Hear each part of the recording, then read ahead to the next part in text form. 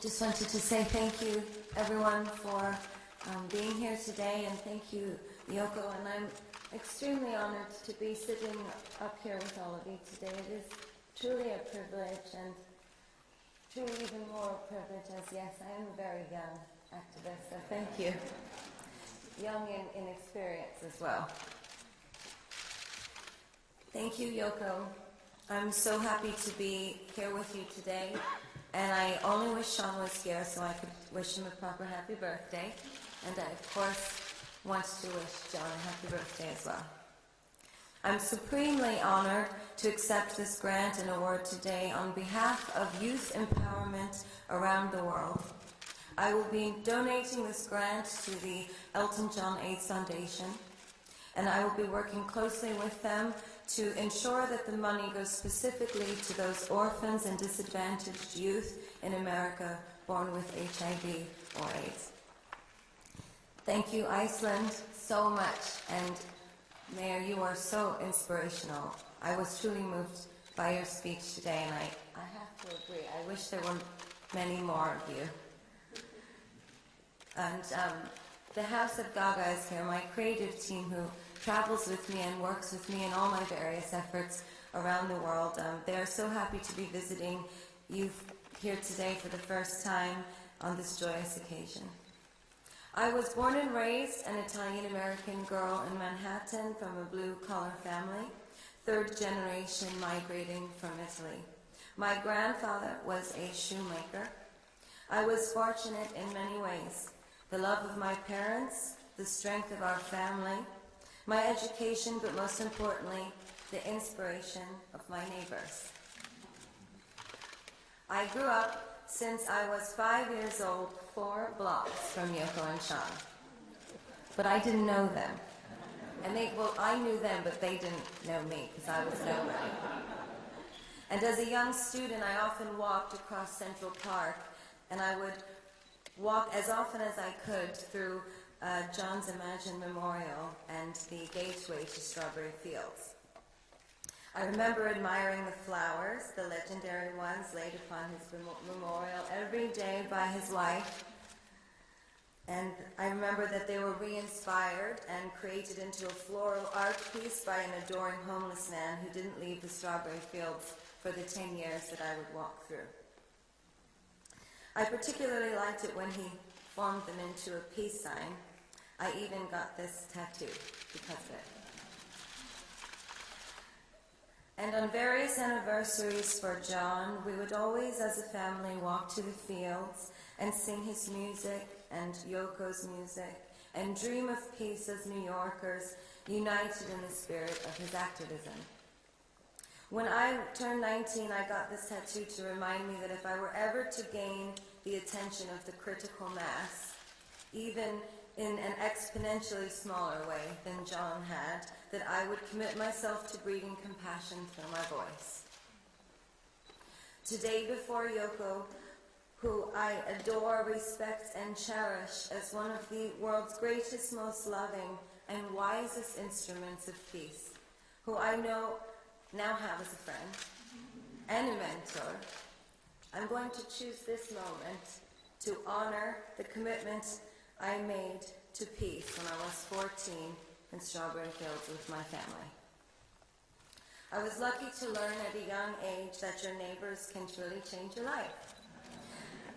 Like you've changed mine, Yoko, but now 5 years after becoming a pop artist, young activist, and a traveling gypsy, as I have no residence, I have learned that in fact the universe is so wide and so enormous that we are actually on this earth, all neighbors. The earth is much smaller and much more vulnerable than we all think. There is in fact no one human in charge of the earth. There's no gatekeeper, which means we all must protect it together and foresee together as neighbors the fate of humanity. I would like to address the world today as your neighbor. We share the same dreams of peace, the same planet. We share the same potential to succeed. So my gift to you today is this message. John and Yoko taught me long ago to keep it simple so everyone can understand. So world, breed compassion. Can we put compassion above all things? Can we be brave enough to fight for peace with no fight at all? Communication between neighbors is the vehicle through which everything we feel fights for itself naturally.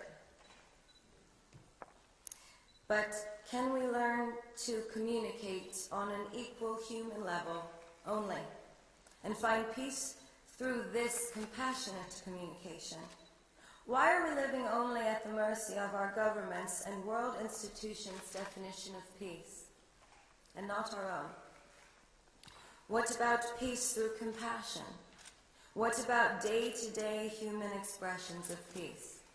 Not peace through process, or politics, or religion, or guns, or bombs, or propaganda, or government, but through the natural, equal, human, one another. Can we find it in ourselves to breed compassion for humanity that bears no boundaries?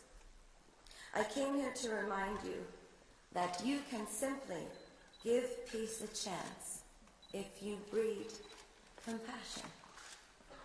We all have the potential to communicate with empathy and seek peace entirely on our own as a civilization, freely, without the permission of anyone.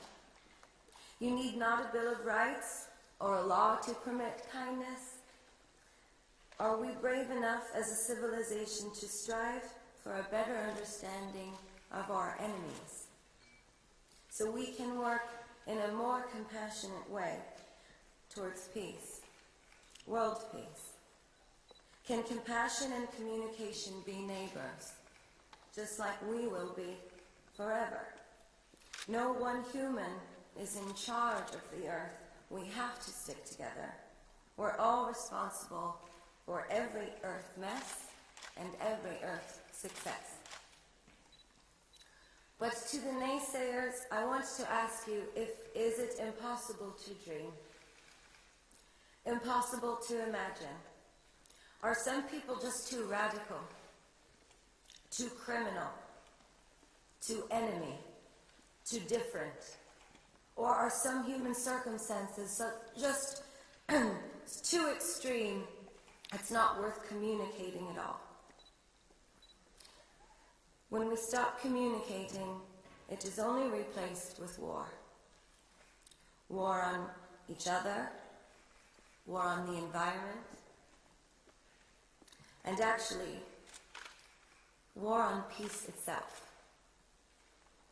It is my experience as a public figure, through social media intelligence, my involvement in youth mobilization technology, and the research I've done with the Born This Way Foundation, that world culture at this moment is not naturally inclined toward compassion.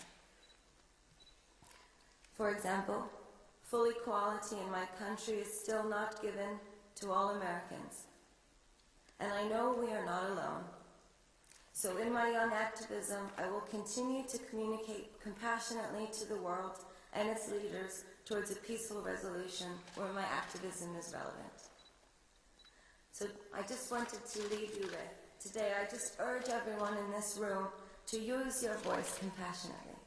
I'm not asking you to spread the word, I'm asking you to be a rebel and to take action, to do it. I dare you to be brave enough to be compassionate in a cynical age, to be a true rebel of your time. Right now the war on peace is growing, but we can begin its end. I believe compassion is the answer. I brought you a gift today. It is a gift for John and Sean for their birthday.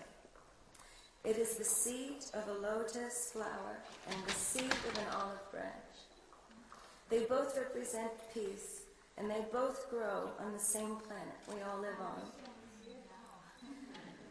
But alas, they are a different species of plant If they only knew how to talk to one another, I'm sure they would be friends. Thank you.